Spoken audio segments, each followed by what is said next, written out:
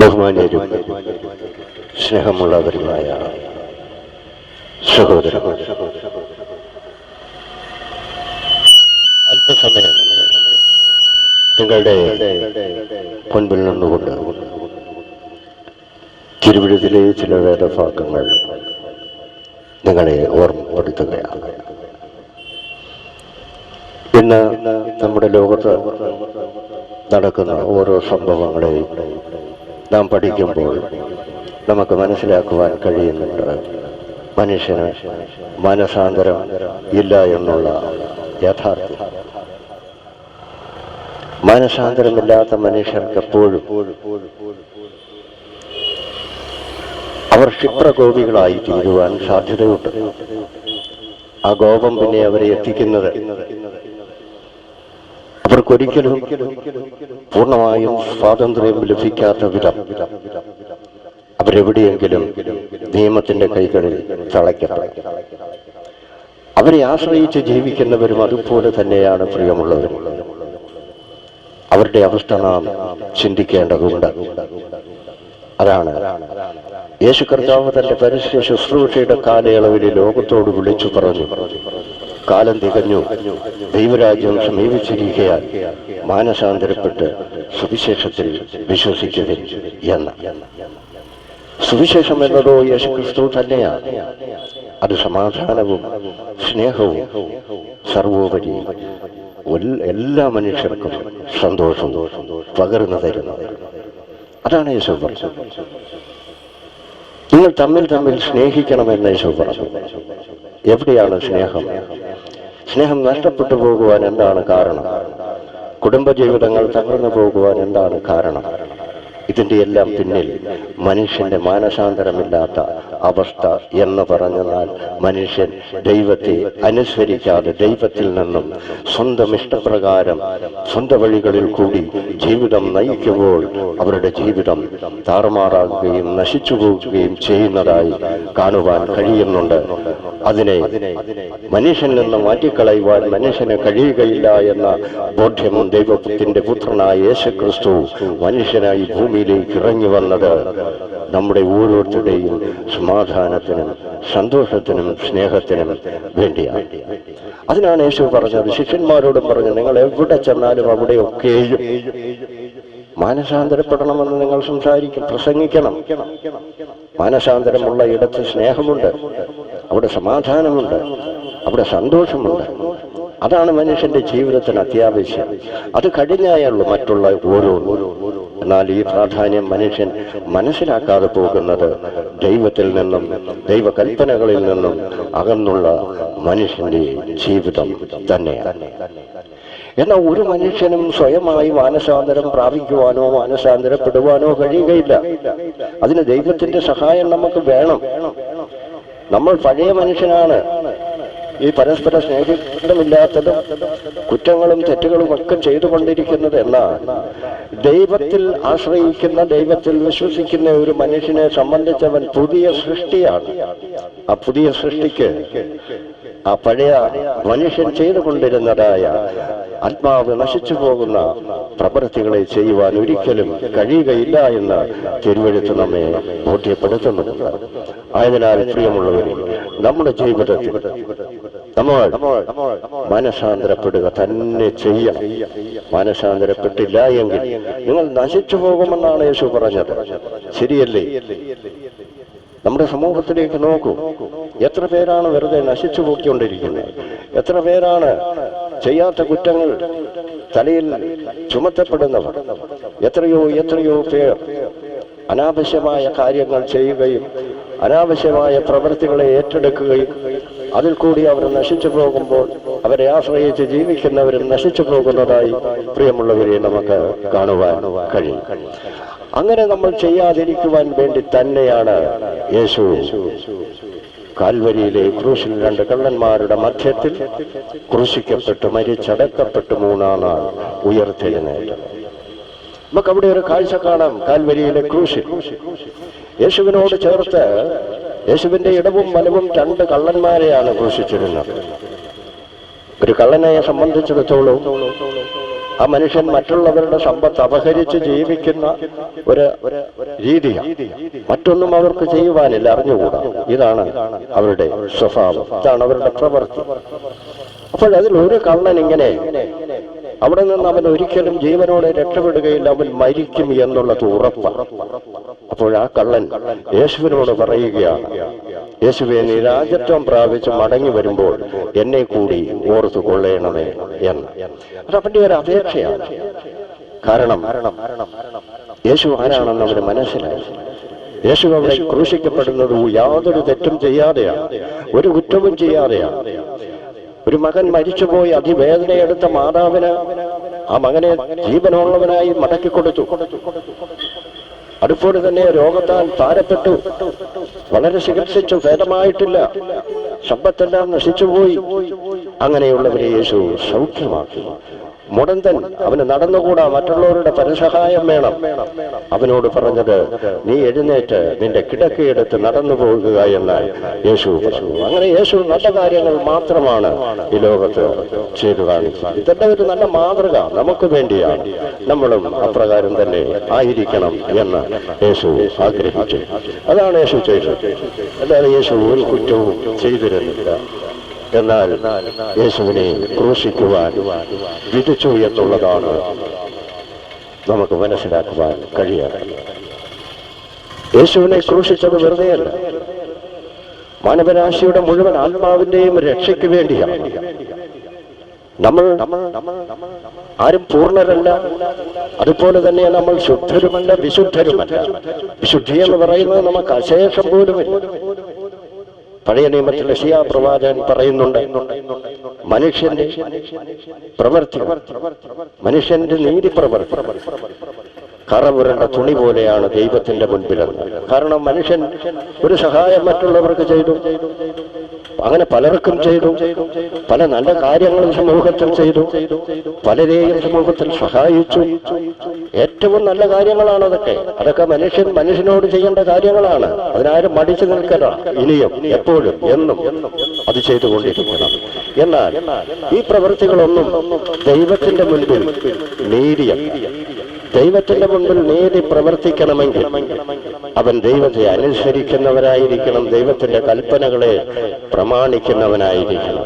അങ്ങനെയുള്ളവന്റെ ഹൃദയത്തിൽ ദൈവം വസിക്കുകയാണ്. അവന്റെ ഹൃദയത്തിൽ വസിച്ചിരുന്നു കൊണ്ടാണ് ദൈവം അവനെ കൊണ്ട് നല്ല പ്രവൃത്തികൾ ചെയ്യിക്കുന്നത് എന്ന് നാം മനസ്സിലാക്കേണ്ടതുണ്ട്. അപ്പോൾ മനുഷ്യന്റെ നീതിപ്രവർത്തികൾ ദൈവത്തിന്റെ സന്നിധിയിൽ കറപുരണ്ട തുണി പോലെ ആയിരിക്കുന്നു എന്ന് മനസ്സിലാക്കിയ ദൈവം മനുഷ്യവർഗത്തിന്റെ മുഴുവൻ ആത്മാവിന്റെയും രക്ഷയ്ക്ക് വേണ്ടി കാൽവരിയിൽ രണ്ട് കള്ളന്മാരുടെ മധ്യത്തിൽ ക്രൂശിക്കും. അന്ന് ക്രൂശിക്കപ്പെടുന്നത് അവിടുത്തെ നിയമം അനുസരിച്ച്, റോമൻ ഭരണാധികാരികളുടെ നിയമം അനുസരിച്ച് ഏറ്റവും നീചനും നികൃഷ്ടനുമായ മനുഷ്യനെയാണ് ക്രൂശിക്കുന്നത്. എന്നാൽ യേശു അത്തരം പ്രവൃത്തികളൊന്നും ചെയ്തിട്ടില്ല, നല്ല കാര്യങ്ങൾ മാത്രം മാനവരാശിക്ക് വേണ്ടി ചെയ്യുകയായിരുന്നു.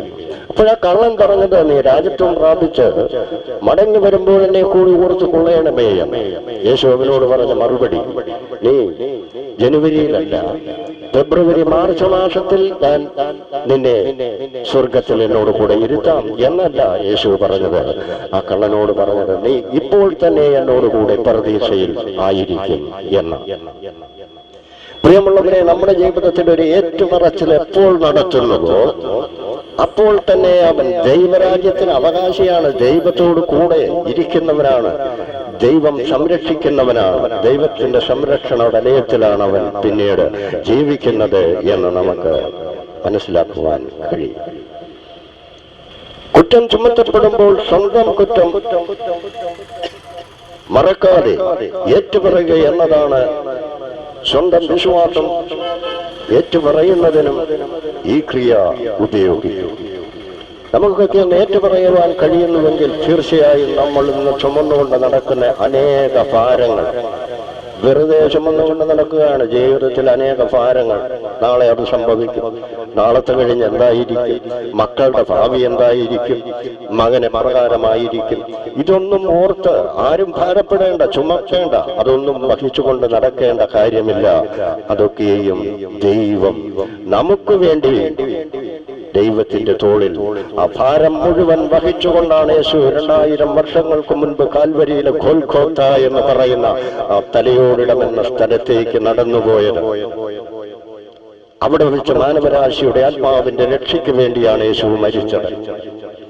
പ്രിയമുള്ളവരെ, നമുക്ക് ഒത്തിരി കഴിവുകളുണ്ട്, നമുക്ക് സമ്പത്തുണ്ട്, വിദ്യാഭ്യാസമുണ്ട്, സ്ഥാനമാനങ്ങളുണ്ട്. പക്ഷേ നമ്മളുടെ രക്തത്തിൽ കലർന്നിരിക്കുന്ന, അലിഞ്ഞു ചേർന്നിരിക്കുന്ന പാപമെന്ന ആ മഹാവ്യാധിയെ, ആ രോഗത്തെ നമുക്കാർക്കും സ്വയമായി കഴുകിക്കളയുവാനോ അതിന് മരുന്ന് കഴിച്ച് അത് സൗഖ്യമാക്കുവാനോ പറ്റുകയില്ല.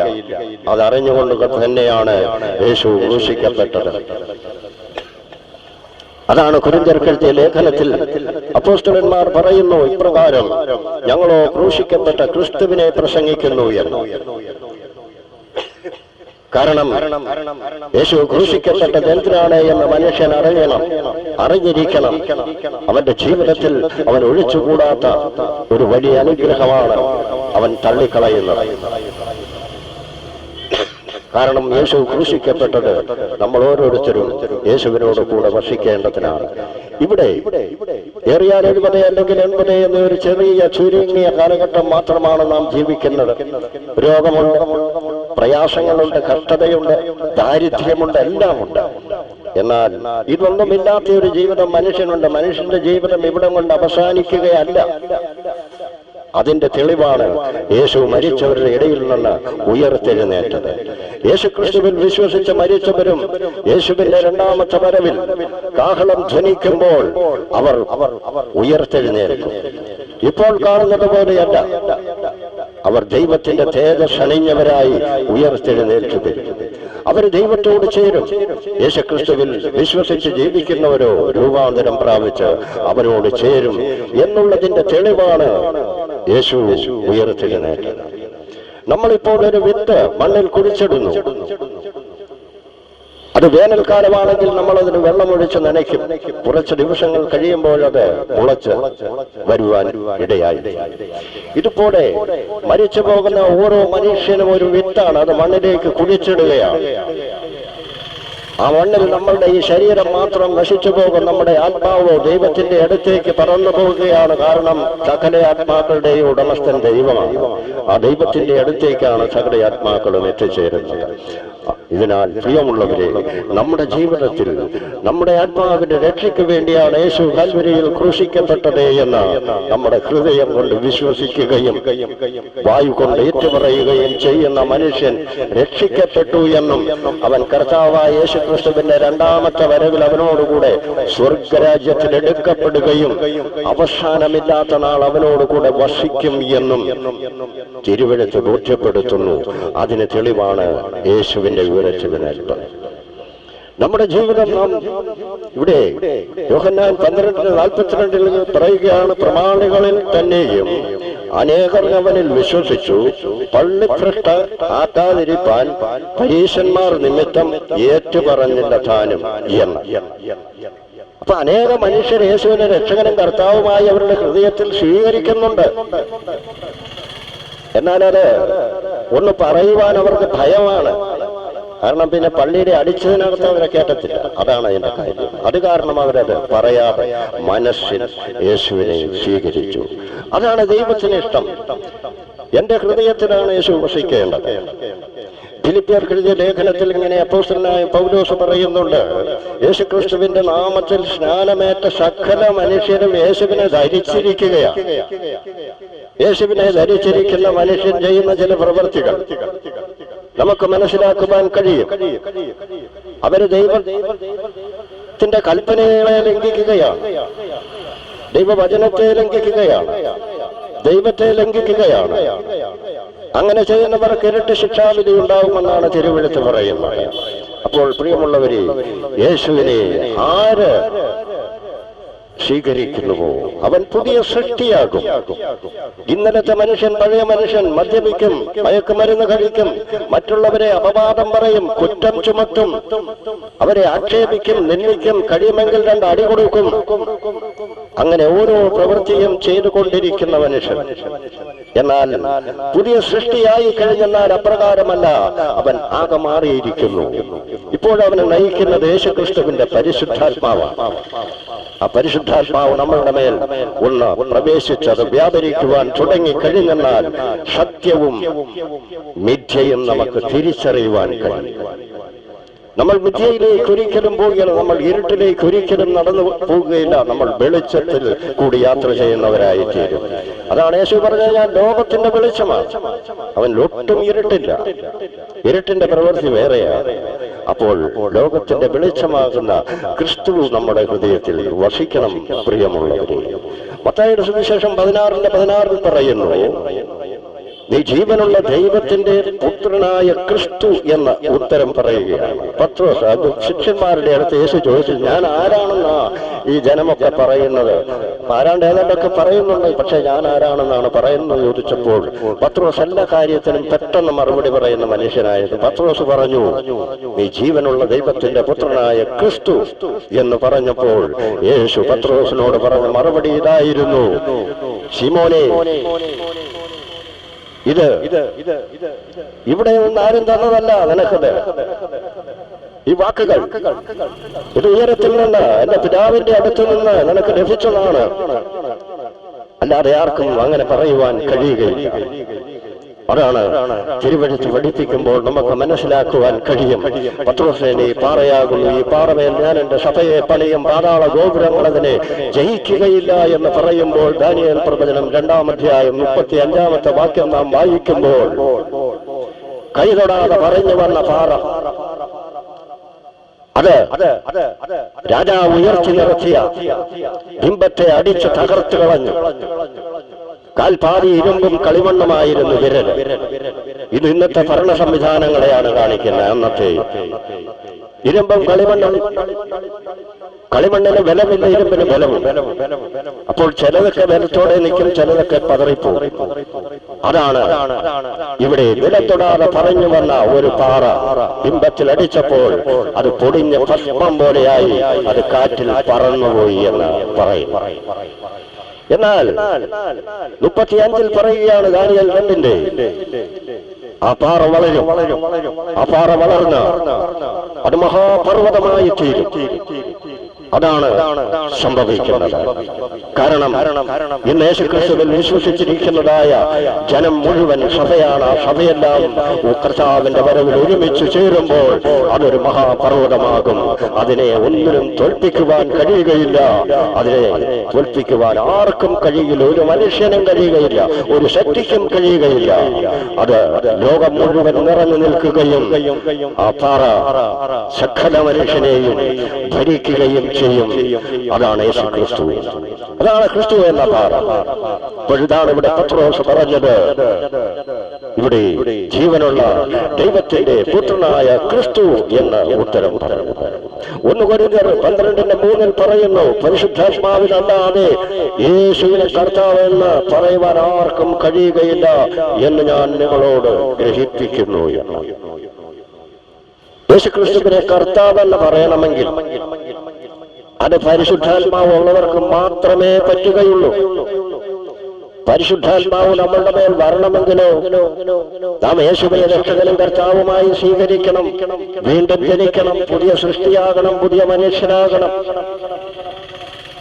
അതിനാണ് യേശു ശിഷ്യന്മാരോട് പറഞ്ഞത്,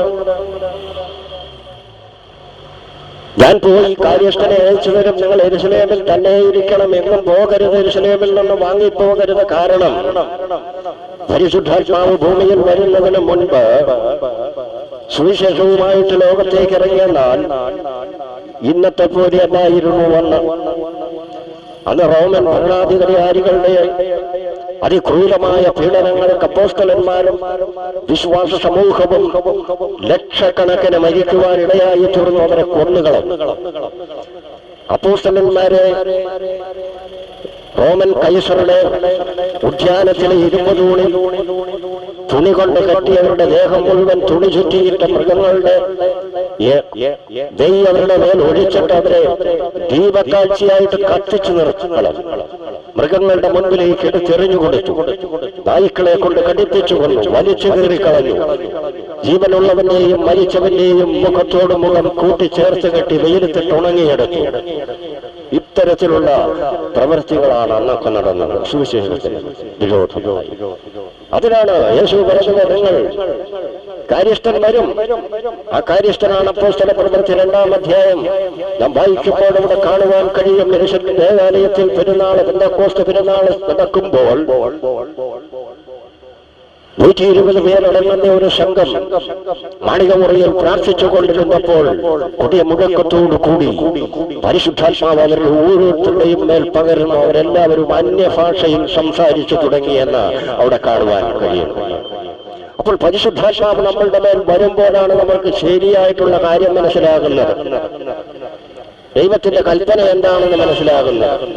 കൽപ്പനയെ ലംഘിച്ചാൽ പറ്റുന്ന കുഴപ്പമെന്താണെന്ന് മനസ്സിലാകുന്നത്. അപ്രകാരം പ്രിയമുള്ളവരെ, നമ്മുടെ ജീവിതം ഏറ്റവും ശ്രേഷ്ഠവും മാന്യവും യോഗ്യവുമാക്കി തീർക്കുവാൻ വേണ്ടിയാണ് യേശു കർത്താവ് കാൽവരിയിൽ ക്രൂശിക്കപ്പെട്ടത്. അത് നാം വിസ്മരിച്ചു കളയരുതേ എന്നാണ് അപേക്ഷിക്കുന്നത്. കാരണം നമുക്കൊരു നിത്യതയുണ്ട്. ആ നിത്യതയിൽ നാം ദൈവത്തോടു കൂടെയാണ് വസിക്കേണ്ടത്. അതിന് കാരണം എന്താണെന്ന് ചോദിച്ചാൽ ഒരു തെളിവ് പറയാം. ആവർത്തന പുസ്തകത്തിൽ 32-ാം അധ്യായം പഠിക്കുമ്പോൾ മോശ മരിച്ചു. മോശ മരിച്ചത് കനാൻ ദേശത്ത് കാലുകുത്താതെയായിരുന്നു. കാരണം ദൈവത്തോട് കോപിച്ചത് കാരണം ദൈവം മോശയോട് പറഞ്ഞു, കനാൻ ദേശം നിന്നെ ഞാൻ കാണിക്കാം, പക്ഷേ നീ അവിടെ കാലുകുത്തുകയില്ലായിരുന്നു. അങ്ങനെ മോശ മരിച്ചു കഴിഞ്ഞപ്പോൾ മോശയുടെ ജഡത്തിന് വേണ്ടി പിശാച് തർക്കിച്ചു വാദിച്ചു ഗബ്രിയേൽ ദൂതനോട്. അപ്പോൾ നമ്മളെയൊക്കെ കാര്യമൊന്ന് ഓർക്കണം. മോശയെ പോലെ സൗമ്യനായ ഒരു മനുഷ്യൻ ഭൂമിയിൽ ജനിച്ചിട്ടില്ല. അത് കാരണമാണ് മോശ ദൈവഭവനത്തിലെ ഒരു ഭൃത്യനായിരുന്നു. യേശു കർത്താവ് ദൈവഭവനത്തിന്റെ അധികാരിയായി, ഉടമസ്ഥനായിരുന്നു. അത്രയും വ്യത്യാസം. അപ്പോൾ ആ മോശയുടെ ശരീരത്തിന് വേണ്ടി, ജഡത്തിന് വേണ്ടി പിശാച് തർക്കിച്ചു വാദിച്ചപ്പോൾ ദൈവകൽപ്പനകളെ നിഷേധിക്കുകയും ദൈവത്തെ അംഗീകരിക്കാതെ ജീവിക്കുകയും മരിക്കുകയും ചെയ്യുന്ന മനുഷ്യരുടെ അവസ്ഥ എന്തായിരിക്കും? അവരാരുടെ കയ്യിലായിരിക്കും പെട്ടുപോകുന്നത്? അവരെ രക്ഷിക്കുവാൻ ദൈവത്തിനല്ലാതെ മറ്റാർക്കും കഴിയുകയില്ല എന്ന് തിരുവെഴുത്ത് നമ്മളെ പഠിപ്പിക്കുന്നുണ്ട്. ആയതിനാൽ പ്രിയമുള്ളവരെ, നമ്മുടെ ഈ ചെറിയ ജീവിതം അത് ദൈവത്തിനായി സമർപ്പിക്കണം. അതുകൊണ്ട് നമ്മുടെ ജീവിതത്തിൽ നമുക്ക് അനുഗ്രഹം മാത്രമാണ് ഉണ്ടാകുന്നത്. നമ്മൾ ഉയർത്തപ്പെടും. ഇന്നലെ വരെ അനേകരെ നമ്മളെ സമൂഹത്തിൽ നിന്ദിച്ചു. നാം നിന്ദിക്കപ്പെട്ടവരായി മാറുന്നു. എന്നാൽ യേശു ഒരു മനുഷ്യന്റെ ഹൃദയത്തിൽ വസിക്കുമ്പോൾ അവനെ നിന്ദിക്കുവാൻ ആർക്കും കഴിയുകയില്ല. അവനെ ഉയർത്തുവാൻ മാത്രമേ എല്ലാവർക്കും കഴിയുകയുള്ളൂ. അതാണ് സാക്ഷ്യമെന്ന് പറയുന്നത്. പ്രിയമുള്ളവരെ, യേശു നമ്മളിൽ വസിക്കുന്നുവെങ്കിൽ, നമ്മുടെ ഭവനത്തിൽ വസിക്കുന്നുവെങ്കിൽ ഒന്നുമല്ല. ധനം നാം എത്ര നാൾ നമ്മൾ സൂക്ഷിച്ചു വയ്ക്കും? നമ്മളേറിയാൽ 70 അല്ലെങ്കിൽ 80 എന്ന ഒരു ചെറിയ കാലഘട്ടം മാത്രമാണ് ഇവിടെ നിൽക്കുന്നത്.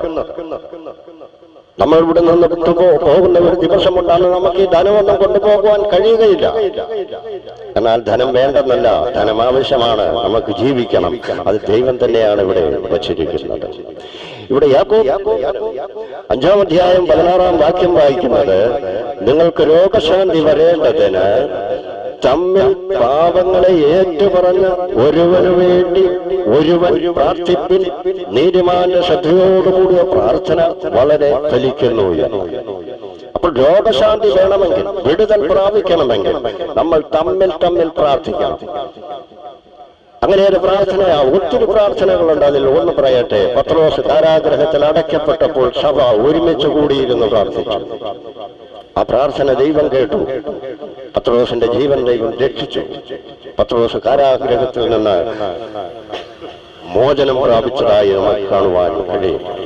മത്തായി 5-ാം അധ്യായം 23-24 വാക്യം, നിന്റെ വഴിപാട് യാഗപീഠത്തിങ്കൽ കൊണ്ടുവരുമ്പോൾ സഹോദരനോട് നിരപ്പ് പ്രാപിക്കണം എന്ന് ഇവിടെ പറയുകയാണ്. സഹോദരനുമായിട്ട് നാം പിണങ്ങിയിരിക്കുകയാണ്. വളരെ വൈരം, ശത്രുതയാണ്. പക്ഷേ ദൈവത്തിന്റെ സന്നിധിയിലേക്ക് പോവുകയാണ് യാഗം കഴിക്കുവാൻ. അതിനാണ് യേശു പറഞ്ഞത്, നീ യാഗം കഴിക്കുവാൻ പോകുമ്പോൾ നീ സഹോദരനുമായി പിണങ്ങി യാഗം കഴിക്കുവാൻ പോകരുത്. നിന്റെ യാഗം ദൈവത്തിന് സ്വീകാര്യമല്ല, ദൈവം നിന്റെ യാഗത്തിൽ പ്രസാദിക്കുകയുമില്ല. ആയതിനാൽ അവനുമായി സന്തോഷത്തോടെ സമാധാനത്തോടെ അവനോട് ക്ഷമ പറയേണ്ടതാണെങ്കിലും അല്ലെങ്കിൽ ഒരു ക്ഷമ പറഞ്ഞ് പോയി യാഗം കഴിച്ചെന്നാൽ ദൈവമായ യാഗത്തിൽ പ്രസാദിക്കുമെന്ന് കാണുവാൻ കഴിയുന്നു. 29:27 പറയുന്നു, അപ്പോൾ ഫറവോൻ ആളയച്ച് മോശയെയും അഹരോനെയും വിളിപ്പിച്ച് അവരോട്, ഇപ്രാവശ്യം ഞാൻ പാപം ചെയ്തു, യഹോവ നീതിയുള്ളവൻ, പാപം ചെയ്തു, ഞാനും എന്റെ ജനവും ദുഷ്ടന്മാരെന്ന് പറഞ്ഞു. അപ്പോൾ ദൈവത്തോട് പാപം ചെയ്തത് ഒരു ഭരണാധികാരിയും അവിടെ ഭരണാധികാരി ഏറ്റുപറയുകയാണ്. ആ ഏറ്റുപറച്ചിൽ എന്തിനായിരുന്നു? ദൈവത്തോട് പാപം ചെയ്താൽ ദൈവം ശിക്ഷിക്കും എന്ന് ഫറവോൻ ഉറപ്പുണ്ടായിരുന്നത് കാരണമാണ് ഫറവോൻ ഏറ്റുപറഞ്ഞത്. നമ്മുടെ ജീവിതത്തിലും ഒരു ഏറ്റുപറച്ചിൽ ഉണ്ടാകട്ടെ എന്ന പ്രാർത്ഥനയോടെ ഈ ഇവിടെ ആയിരിക്കുന്ന വ്യാപാരം ചെയ്യുന്ന എല്ലാവരെയും കർത്താവ് ധാരാളമായി അനുഗ്രഹിക്കട്ടെ. വിവിധ ജോലികളിൽ ഏർപ്പെട്ടിരിക്കുന്ന എല്ലാവരെയും കർത്താവ് അനുഗ്രഹിക്കട്ടെ. അവരുടെ എല്ലാവരുടെയും ഹൃദയത്തിൽ യേശു കർത്താവിന്റെ സ്നേഹവും സമാധാനവും സന്തോഷവും അവർക്ക് വലിയ അനുഗ്രഹമായി തീരട്ടെ എന്ന പ്രാർത്ഥനയോടെ വാക്കുകളെ അവസാനിപ്പിക്കുന്നു.